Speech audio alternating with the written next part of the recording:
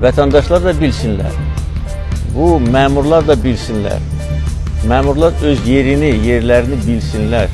Hərə otursun yerində, öz işi ilə məşğul olsun, məni də əsəbləşdirməsin. Azərbaycan dövlət satın almalarında şəffaflıq məsələsi yenidən gündəmdədir. Bir qrup sahibkar ali dövlət qurumlarına rəsmi müraciət edərək bəzi tenderlərin obyektiv araşdırılmasına xahiş edib.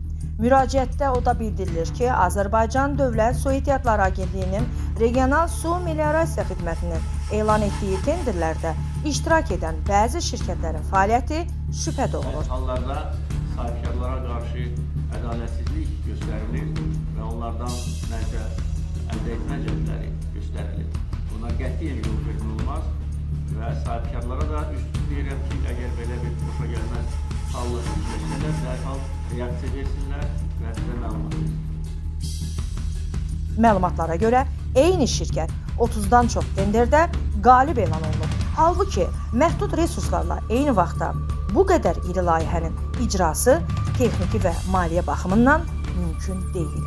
Sahibkarlar onu da diqqətə çatdırırlar ki, təqdim edilən su podrat müqavilələri, işçi heyəti hesabatları və maliyyə sənədləri dövlət qurumları tərəfindən ciddi şəkildə yoxlanılmalıdır. Onların sözlərinə görə məqsəd itham irəli sürmək deyil, yalnız dövlət orqanlarının obyektiv araşdırma aparmasını təmin etməkdir. Müraciətdə sahibkarlar qeyd edirlər ki, yalnız dövlət vəsaitlərinin şəffaf xərclənməsini, ədalətli rəqabətin qorunmasını və ictimaiyyətin bu proseslər barədə məlumatlandırılmasını istəyirlər. Əgər hansısa dövlət məmuru özünü dəmir barmaqlar arxasında görmək istəmirsə və əgər öz deməli çirkin əməllərindən əl çəkə bilmirsə, o könüllü vəzifədən çıxsın ki, özünü bədbaxt etməsin.